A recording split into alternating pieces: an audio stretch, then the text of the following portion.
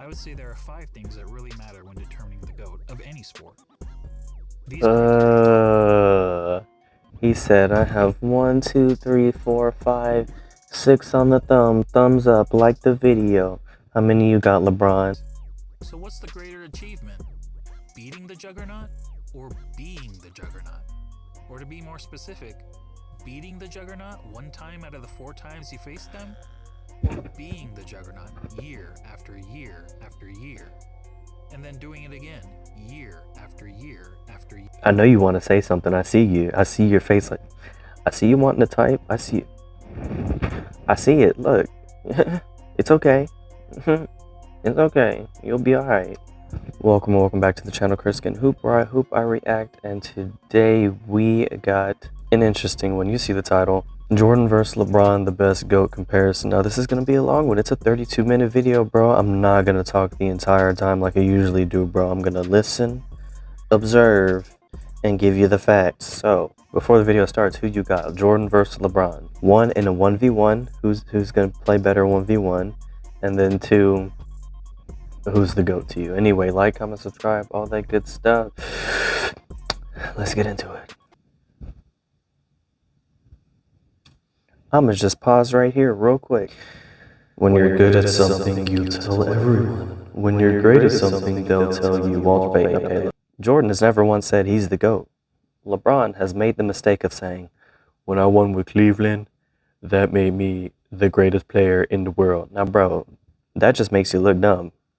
You don't tell other people you're the greatest. They tell you you're great anyway. That's what I call an intro, folks. Jordan versus LeBron. LeBron versus Jordan. It's a debate that has captured the public's attention for the last several years, especially after this moment in 2016, when LeBron James beat the Golden State Warriors to win the 3rd championship of his career. In LeBron's own words, that one right there made me the greatest player of all time. And we're going to stop right there. LeBron did not win that championship. He had Kyrie and Kevin Love, 2 All-Stars. That's a super team. If you got more than 1 All-Star on your team, you have a super team on your hands. Let's just get that out the way right now. LeBron has not done anything by himself. He's always had All-Stars, multiple on his team, but y'all ain't ready for that one yet. And disclaimer, I am not a Jordan fan or LeBron fan. I just recognize greatness, and I look at stats. I'm a Steve Nash fan, but don't roast me. That's what I felt. I was like, that one right there made you the greatest player of all time. But did it? Is everything since that moment simply icing on LeBron's cake? Or is LeBron destined to finish his career in Michael Jordan's shadow? We've all heard the arguments from LeBron supporters. He's bigger, he's stronger, he's faster, he's more durable. And from Jordan supporters. Michael Jordan was merely 6-0 with 6 MVPs in the finals. But the GOAT debate isn't as simple as the pundits make it seem. There are a number of factors relevant in determining the greatest basketball player of all time. In fact, I would say there are 5 things that really matter when determining the GOAT of any sport. These He said, I have 1, 2, 3, 4, 5, 6 on the thumbs up, like the video. How many you got, LeBron? I'm not instigating. My bad. in no particular order. Accomplishments, Jordan, longevity, LeBron, winning, Jordan, statistics, LeBron, and what we'll refer to in this video as the eye test. Jordan. And to be the GOAT, you don't need to be the best in any specific category, but you need to be pretty good across the board. So simply winning 7 championships, like Robert Horry did, isn't enough to get you into the conversation. So we're going to say that right now. Rings, they matter, but context matters. Robert Horry won 7. Is he the GOAT? No, he didn't do much of anything. He's pretty clutch. That's why they say 4th quarter Horry. But look, Wilt has rings, but Wilt also played against dads getting off their shift at Home Depot. It's context, people. Context. Chris Paul hasn't won anything yet, but he's one of the best point guards. It's context. You got to look at it that way. Jordan had Scottie. That was his only All-Star, and that was way later on. Scottie wasn't originally an All-Star. 6 rings. LeBron won all 4 of his rings with at least 2 All-Stars on his team. In Cleveland, he had Kevin Love and Kyrie. In Miami, he had Chris Bosh, Dwayne Wade. Ray Allen was a previous All-Star and a legend. In LA, he got his whole custom NBA 2K blacktop team, and they might not even get into the play-in tournament. When we're finished with this video, it'll be plainly obvious that one guy comes out on top. But before we get started, I want to clarify that this is not a comparison of legacies. It's about who was the better basketball player. If we were talking about legacies, Jordan's is nearly untouchable. Not only did he lead basketball to global popularity, he helped transform Nike into an empire, changed the way players played and how they dressed, and he even made it cool for guys to be bald.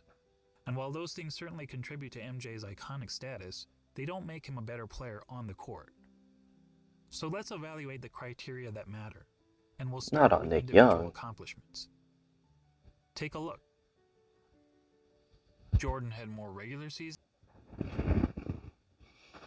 Y'all ready for this conversation? I'm gonna let him finish, but we all ready? Okay. MVPs, twice as many finals MVPs, 9 more scoring titles, and several more selections to the NBA's all-defensive team, including once being named Defensive Player of the Year. LeBron has more All-Star appearances, but that's largely due to his having played more seasons. In fact, when taking into account retirements and major injuries, Jordan essentially played 13 seasons compared to 17 seasons for LeBron, making Jordan's significant lead in accomplishments all the more impressive. And that's to say nothing of MJ's brilliant college career, which saw him twice named All-American and once awarded College Player of the Year, at a time when the country's best players actually went to college. So regardless of whether you're a LeBron fan or MJ fan, you have to give the accomplishments checkmark to Jordan. The second criteria in our go-to now. Wait, hold up. How y'all feel about that? How y'all feel about that, bro? Make sure I'm recording, bro. That'd be embarrassing, bro. Jordan did more in a shorter period of time. That's a check mark. Jordan also, what else did he do?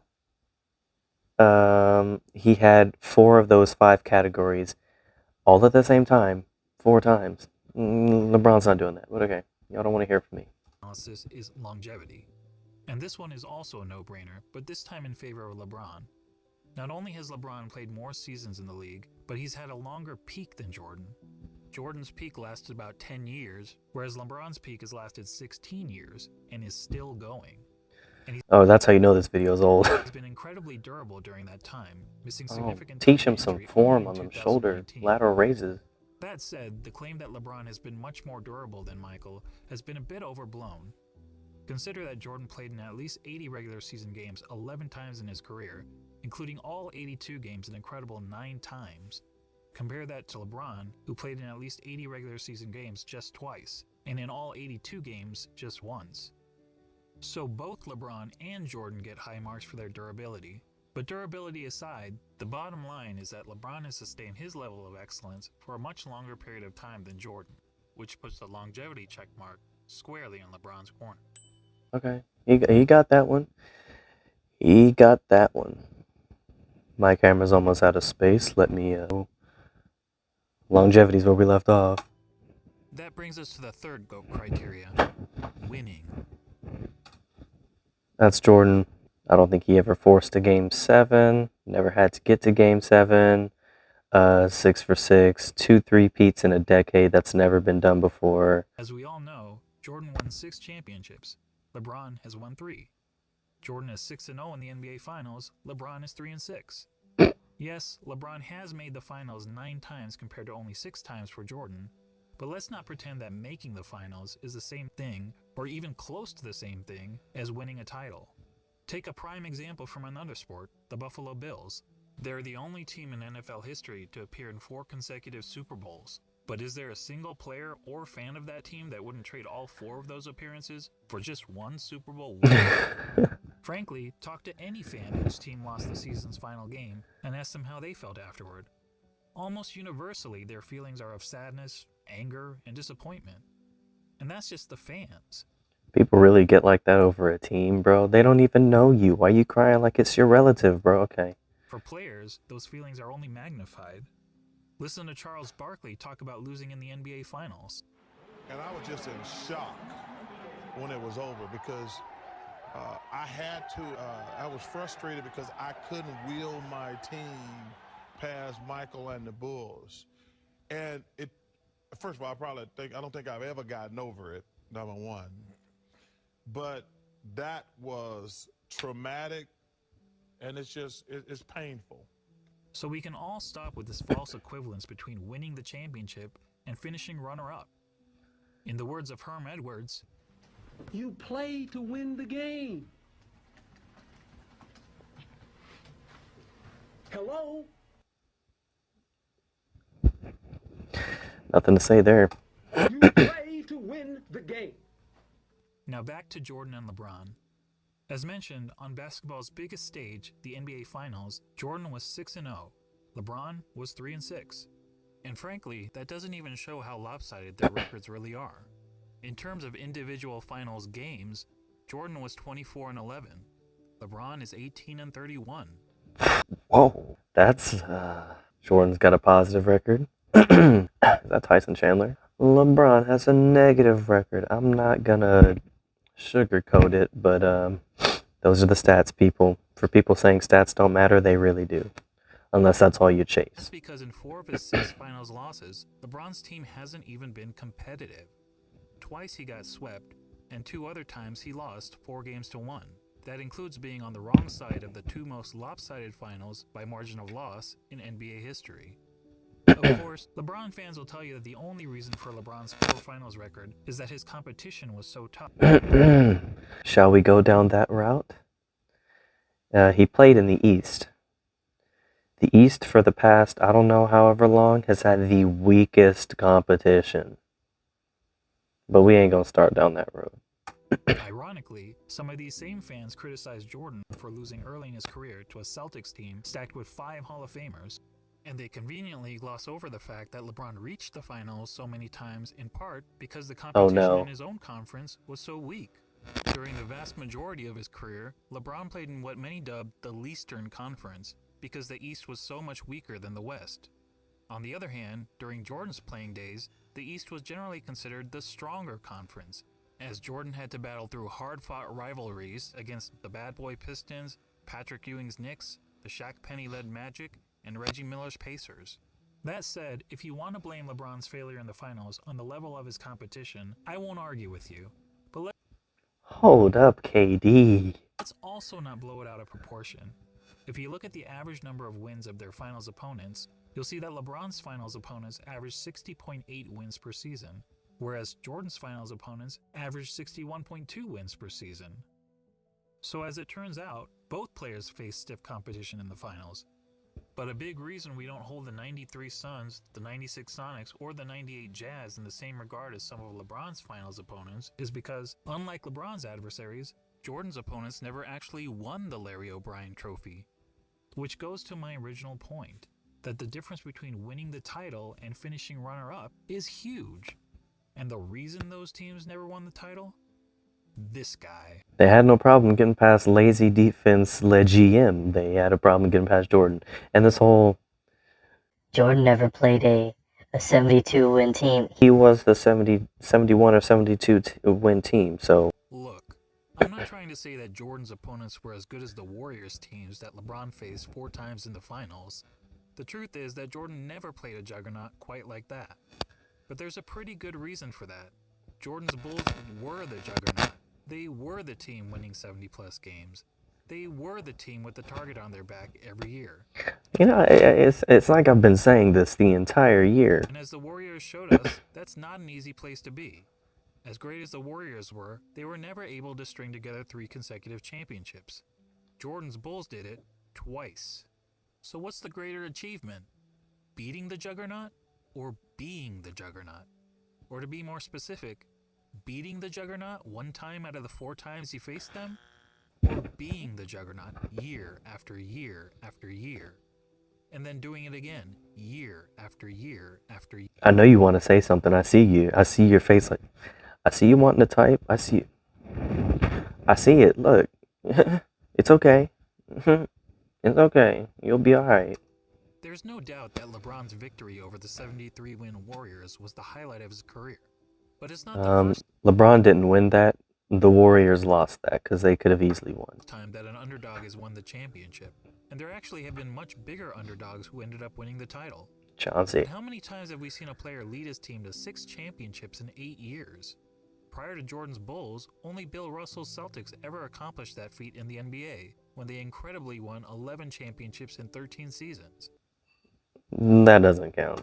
However, back then, there was an average of less than 10 teams in the league, and only a couple rounds of playoffs, so it was considerably easier to win a title. Especially if you're 7 foot plus and playing against all these dudes who nobody could dribble the ball back then. I got the Sacramento Kings beating a team from the 50s, 60s, and 70s. Just saying. But y'all ain't ready for that conversation. And no player, not even Bill Russell, ever had a run of winning 25 of 26 playoff series, as Michael Jordan did. And Michael's pattern of winning goes beyond the NBA. Let's not forget that Jordan has never won anything but gold in the Olympics, and he also earned an NCAA championship, in which he hit the first of 2 iconic championship-winning shots in his career. All that is to say, when it comes to winning, the checkmark clearly goes to Jordan. Yep. On to the 4th GOAT criteria, statistics. And, This one is a bit more complicated. yep. I mean, how do you statistically evaluate 2 players who played in different eras under different rules at different positions? One way of doing it is to simply look at the 8 traditional statistics of basketball. Points, assists, rebounds, steals, blocks, field goal percentage, free throw percentage, and turnovers. Well, I'm glad this isn't a Russell Westbrook video because turnovers, he would definitely take the cake on that one, bro. And James Harden. And we'll focus on per-game stats rather than cumulative stats, since cumulative stats such as total career points and total career assists really speak to longevity. They don't matter when considering the GOAT. If that was the case, John Stockton would be the GOAT because of all his assists. Stop playing with me. LeBron is not the GOAT because he can pass the ball. He doesn't even have defense. I don't know why y'all say that. Yeah, come on. Jordan didn't pass the ball, but he was the ball handler. Which is already its own category of the GOAT analysis. Per-game stats, on the other hand, is more of an apples-to-apples comparison. Whoa. So looking at the 8 traditional stats, we see that Jordan leads LeBron in 5 of them: points per game, steals per game, blocks per game, free throw percentage, and fewer turnovers. LeBron leads in the other 3: assists per game, rebounds per game, and field goal percentage. Well, I mean, LeBron is a pass-first type of player. I wouldn't even say point guard because he's a power forward. He's a power forward with playmaking capabilities. He's not a point guard. He's a power forward with playmaking capabilities. Yeah, that's why. He's a pass-first kind of guy. But that's a pretty simplistic way of looking at statistics. What if we instead turn to analytics? Probably the most well-known analytic stat is player efficiency rating, Jordan. PER for short. This metric was created by respected basketball analyst John Hollinger to give an overall rating to a player's performance based on traditional stats like the ones we just mentioned. Jordan has led the league in PER 7 times. LeBron 6 I'll let times. finish. Jordan has finished top 3 in PER 10 times. LeBron 9 times. In fact, Jordan has the highest career PER in both the regular season and the playoffs. Now, for all you Larry Bird people saying he's the GOAT because efficiency, Larry Bird is not even top 10 on the efficiency rating list. KD is. I'm going to just let you have that one right there. Another popular analytics stat is win shares. Jordan has Oh, led the God. league in win shares 8 times. LeBron 5 times. Jordan has finished top 3 in win shares 11 times. LeBron 6 times. And when it comes to win shares per 48 minutes, Jordan has the highest career rating in both the regular season and the playoffs. Box plus minus. Until recently, LeBron was actually ahead of Jordan in career box plus minus. But after the 2017 season gave Russell Westbrook the greatest single-season box plus minus in history by a wide margin, the architect of box plus minus realized that the stat was fundamentally flawed. So he made some changes to improve its formula. As a result, Michael Jordan... Okay, I'm gonna get off Russell Westbrook, but you see the problem with when your game is only based off of you being athletic and not having actual skill? Once you get older, that athleticism goes down. Therefore, your game goes down. But we're not going to get on that. That's the wrong video for that. Has the highest career box plus minus in both the regular season and the playoffs. And lastly, what about value over replacement player, which on its face seems to favor LeBron James? Well, value over replacement player is a cumulative stat. As previously noted, cumulative stats speak more to longevity than they do game-to-game dominance. That said, according to value over replacement player, Jordan owns 6 of the 9 greatest individual seasons ever played.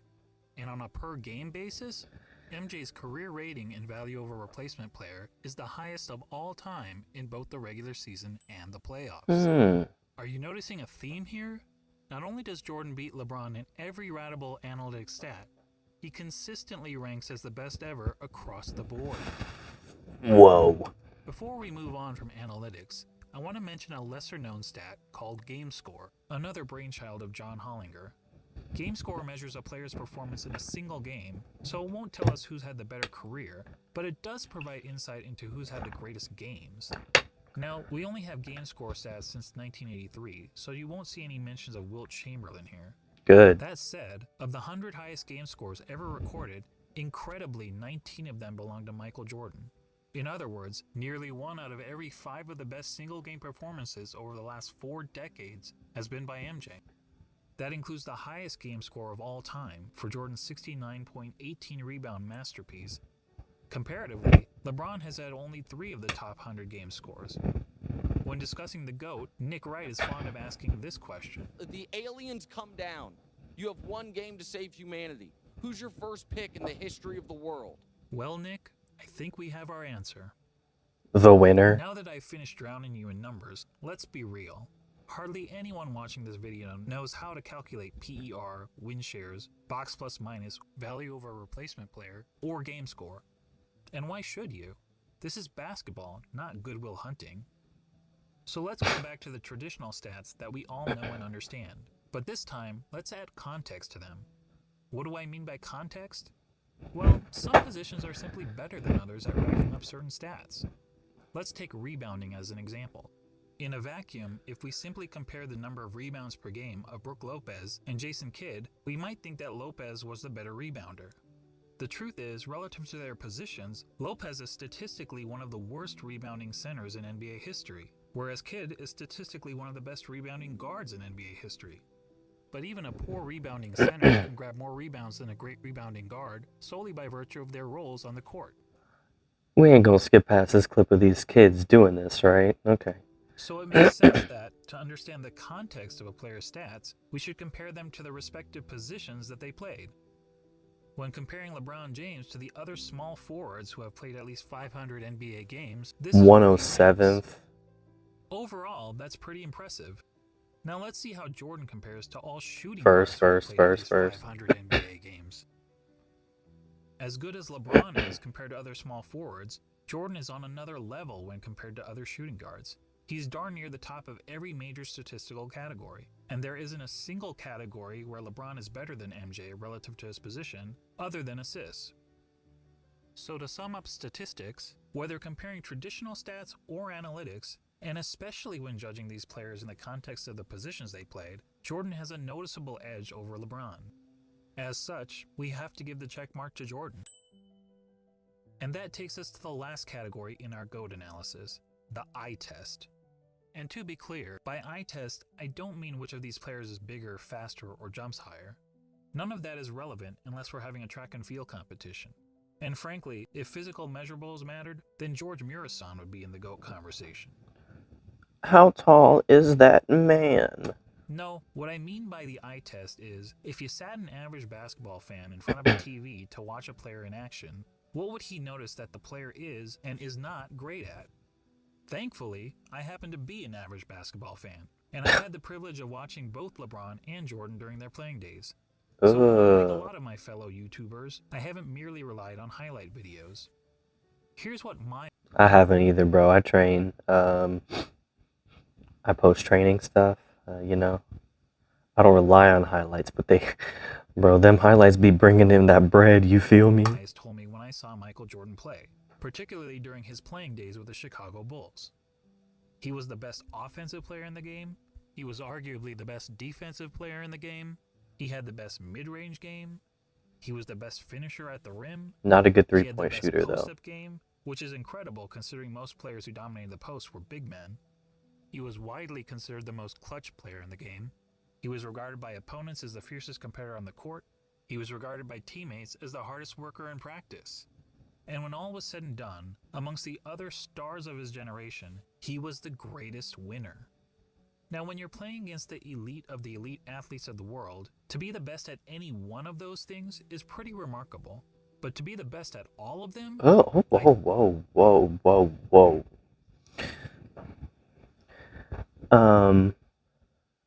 YouTube, don't flag me for excessive violence because that was a little much. You could have just tapped it out the way. There was no need to, I tell you, it's impossible, but for the fact that we saw Michael Jordan do it. And when it comes to the GOAT debate, that's the biggest hurdle facing LeBron. He's basically being compared to a guy who was great at everything and practically had no weaknesses. Except for, assists and three-point shooting, but that's because he could do everything else. Like people, I'm just kidding, not like me, okay. Seriously, judging by the eye test, what's the worst thing we could say about Michael Jordan's game? Three-point shooting. Probably that he wasn't a very good three-point shooter. Jordan shot 33% from beyond the arc, which is an era when the average player also shot 33%. Yeah, it's average. So when it came to three-point shooting, he wasn't good, he wasn't bad, he was just average. But remember that Michael played in an age when the three-point shot wasn't a big part of the game. During Jordan's years, teams averaged only 9.5 three-point attempts per game, and Michael himself attempted less than 2 threes per game. And if being an average three-point shooter is a weakness of Michael's game, well, then we also have to call it a weakness of LeBron's game. The difference is that LeBron plays in an era where the three-point shot is a huge part of the game. During the years in which LeBron played, teams attempted on average over 21 threes per game, and LeBron himself averaged 4.3 three-point attempts per game, or 2.5 times as many as Jordan. Despite the increased emphasis on threes, LeBron's career shooting percentage from beyond the arc is only a hair better than Jordan, at 34%. And it's actually slightly below his peers, who averaged 35% from three during his era. But to reiterate, being an average three-point shooter was by far the worst part of MJ's game. For LeBron, it's not even close. LeBron, in fact, has 4 major weaknesses wow, as a hard basketball screen. player, each of which is It's always Tyson Chandler. readily apparent to anyone who has actually watched him play. First, he's not a good free throw shooter. For his career, LeBron has shot around 73.5% from the free throw line, which is pretty poor for a player who handles the ball as much as he does. In fact, many analysts point out that at the end of games, LeBron shies away from driving to the basket because he's afraid of being sent to the line. I don't know whether that's true, but what I do know is that the odds of LeBron hitting 2 consecutive free throws is statistically not much better than a coin flip. Jordan, on the other hand, shot a solid 83.5% from the free throw line during his career. Disrespectful. And MJ never shied away from contact at the end of games. LeBron's second weakness is that he's an inconsistent defender. Sure, he's had some years where he was elite defensively, which is evidenced by his numerous selections to the... That's not that one block is elite, but that doesn't cover over his whole pattern of lazy defense. I've seen this man stand in backcourt the entire time while the rest of the team has gone up court. Like, we get it, you're old, but that's no excuse, brothers. People almost your same age. Udon Haslim, who plays more... Okay. The NBA's all-defensive Y'all know team, what I'm trying to but say. he's also had several years where he's practically been a liability on the defensive end. Compare that to MJ, who during his Bulls days was a consistently elite defender. In fact, Jordan is the only player to rank in the top 5 amongst all guards in both steals per game and blocks per game for his career. Additionally, Michael led his position in defensive win shares practically every year that he played for the Bulls, an incredible 10 times. LeBron, comparatively, has led his position in defensive win shares on just 4 occasions, and in 5 of his last 7 seasons, he didn't even crack the top 10 at his position in defensive win share. So y'all want to talk about how the Warriors beat him because KD moved over. You see where this man was standing on defense? It's LeBron's fault. Now, some will excuse LeBron's recent fall-off on the defensive end as a byproduct of his resting on See? defense so that he can have more energy on offense. And we can debate the merits of that strategy, but resting on defense is not something Michael Jordan was ever accused of doing. Heck, even as a 40-year-old, he was busting his tail on the defensive end. But what about the notion At 40 years old, he hit him with the Ja Morant. that LeBron's been the more versatile defender? LeBron supporters will argue that he can guard positions 1 through 5 on the court, such as when he guarded Derrick Rose for stretches in the 2011 playoffs. But LeBron's guarding the opposing team's point guard or center isn't something that happens very often. In fact, during his career, LeBron has spent less than 5% of his total minutes guarding the opposing players 1 or 5. So the versatility argument is highly exaggerated. And look, when it comes to versatility, OG Hometown Blake. Buffet may have a more versatile menu than Spago. That doesn't make it a Okay, better so- restaurant. LeBron's third weakness is that he's not a very good shooter. And this is a pretty significant flaw for someone claiming to be the GOAT. I mean, shooting the ball is the quintessential skill in the game of basketball. It's the part of the game that everyone practices, whether on the playground, What happened to the YMCA, or in screen? the NBA. I guess he had to blur something out. Percent compared to Jordan's 49.7%. But recall what I said about placing stats into proper context. To help us understand context when it comes to shooting, allow me to introduce DeAndre Jordan and Tyson Chandler. We all know that DeAndre and Tyson were great rebounders and defenders, but what if I told you that they were also two of the greatest shooters of all time? That would be certifiably crazy. Yet if you look at I mean, if you don't take a lot of shots and you make the ones that you shoot, I mean, that's how statistics work. If you shoot 2 shots ever and you made both those shots, you know what that makes? That makes 1. That's 100%. 100%. all the shooting metrics, field goal percentage, effective field goal percentage, true shooting percentage, both of these guys rank near the top in NBA history. Of course, there's an obvious reason for that. As we all know, both DeAndre Jordan and Tyson Chandler take a lot of their shot attempts on dunks, layups, and putbacks, which are extremely high percentage shots. Well, guess what? So does LeBron James. In fact, every single year of his career, the shot that LeBron James has taken the most has been within 0 to 3 feet from the basket. In other words, dunks, layups, and putbacks. More than 1 of every 3 of LeBron's shots has been within this point-blank range, which is aided by his playing in an era where it's been relatively easy to get to the rim, particularly when compared to the physical era in which Jordan played. And just like every other player, LeBron is really effective from 0 to 3 feet, hitting over 73% of these shots. But how does LeBron fare from outside this range? According to basketballreference.com, LeBron's shooting percentage from outside 3 feet is 37.5%. It's even poorer in the playoffs where he shoots 35.9%. And it gets even worse in close and late situations. In the last 2 minutes of games where the score is within 5 points, LeBron hits only 31.7% of his jumpers. Look, it doesn't take a rocket scientist to know that these numbers aren't very good. Albert Einstein wasn't a Which is rocket probably scientist, he was a why in the physicist. 2013 finals, the Spurs' defensive strategy against the Heat was to basically dare LeBron James to shoot. And keep in mind, this was against LeBron in his prime. Can you imagine an opposing coach using a similar strategy against MJ?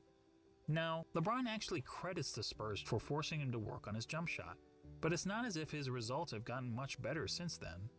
Here's LeBron's shooting percentage from outside 3 feet over the last 6 years. Yikes. Well, I'll give him this, he is consistent.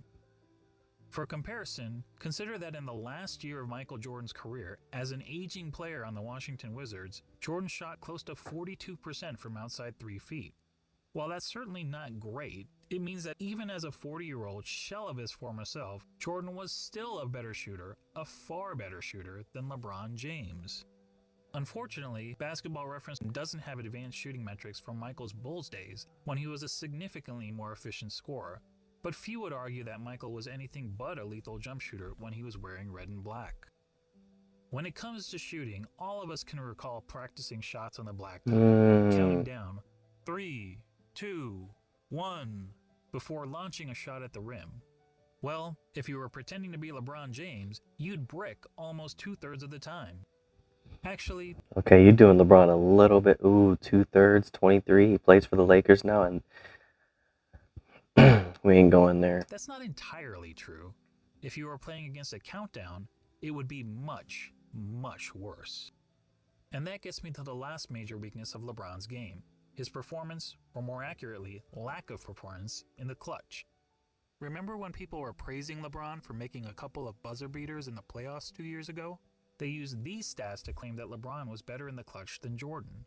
2 buzzer beaters does not mean you're clutch. Clutch has more. There's more than just buzzer. There's more than just buzzer beaters when it comes to clutch. But look at these numbers carefully. What stands out to you? How about this? People were using a sample size of less than 1 shot per season to make the case that LeBron was more clutch than Jordan. That would be the equivalent of polling just 100 people in the country to try to predict the winner of the next presidential election. So let's use more telling stats, shall we? Here's a situation that's often used to determine a player's clutchness. 5 seconds to go in the fourth quarter or overtime, and your team needs a bucket to either win or tie the game. It answers the age-old question, who do you want taking the last shot with the game on the line? It turns out that in the regular season and playoffs combined, LeBron has taken 94 such shots. That's a pretty good sample size. And how many of those 94 shots has LeBron made? 19, for a shooting percentage of 20%. Let me repeat that. 20%. Guys, that's not bad in the clutch. That's horrible. That's atrocious. Michael Jordan in the same situation shot roughly 50%. Yes, that's right. Jordan's performance under pressure was the same as it was throughout the rest of the game. And that, my friends, is the definition of clutch. So there you go. When it comes to the eye test, our eyes tell us that one player, Michael Jordan, is great at everything and has practically no weaknesses. And the other player, LeBron James, while also having a ton of strengths, has several obvious flaws to his game. And when all is said and done, after analyzing the 5 key Did factors LeBron of win being the any GOAT, Jordan longevity? gets 4 check marks to LeBron's 1. Making this GOAT debate, well, not much of a debate at all. Ouch. Now, don't get me wrong. I'm not saying that LeBron James is a bad player. He's a phenomenal player. Personally, I have him on basketball's Mount Rushmore, along with Jordan, Kareem, Wilt Chamberlain, and Bill Russell. I can't put Bill or Wilt up there. The time they played, people couldn't even really dribble the ball right. 2 steps was a travel. Like, bro, I can't put them up there. I'll put LeBron, Kareem, Jordan, and Larry Bird, and Magic, then Kobe. But I can't, bro. Bill and Wilt, I can't. Just not Michael Jordan. And just to underscore how good MJ was, let's ignore LeBron and Jordan for a minute and focus on the other 3 players highlighted here, Kareem, Wilt, and Bill Russell. Most would agree that these are the 3 greatest centers in NBA history, and each of them has a strong case to justify his standing among basketball royalty. Wilt is an all-time great because he was an offensive force of nature, and he holds a ton of NBA records. Because of when he Russell's played. in the conversation because he was a dominant defender and a perennial champion. Because of when he played. Kareem also led his team to numerous titles, and in terms of individual awards and accolades, was the most decorated of the 3. Not to mention, he had the NBA's most unguardable shot. Now imagine a center that had all the best qualities from these 3 titans. A player like that would be the basketball equivalent of Thanos. Now add to that player the highest level of intangible attributes, such as a tireless work ethic, unmatched killer instinct, and an ability to deliver in the clutch. And now you'd essentially be looking at Thanos with all of the Infinity Stones, and no one would question whether this player was the greatest of all time. But the truth is, we don't have to imagine such a player. That player already existed. He just happened to be a shooting guard. People only make the question about it because it's 2022. Kids these days never saw Jordan play even as a Wizard. I did, but I'm really not even that old. I was like maybe 2 years old, 3 years old, but I saw it. I remember it. That's crazy. But kids really don't know who Jordan is at all. They just hear the brand and they're like, ooh, the shoes, bro. They never saw him play. I never saw Jordan play like as a Bull, but I know he's better than LeBron. Come on. Not a center. When you think about it, Michael Jordan is the real-life version of an overpowered video game character. He had all the qualities we look for a star athlete, and he had it in spades. He's basically Babe Ruth, if Babe Ruth played defense like Willie Mays. And that's why, even in comparison to the other all-time greats, he is truly... I ain't got nothing to say. Besides, there is no comparison. It's pretty obvious Jordan is the GOAT. I did not need this video to tell me that. I know how to look at stats and calculate them, and also the game of basketball. It was pretty obvious Jordan has been the GOAT, and the closest thing to him now, play style wise, Zach LaVine. We're going stat wise, not Zach LaVine. But anyway, that's all I got. Comment below who you think. That's all I got for you today. This is like a 40-minute video. Like, comment, subscribe, all that good stuff. There will be no editing, bro. This is too much, bro. But peace.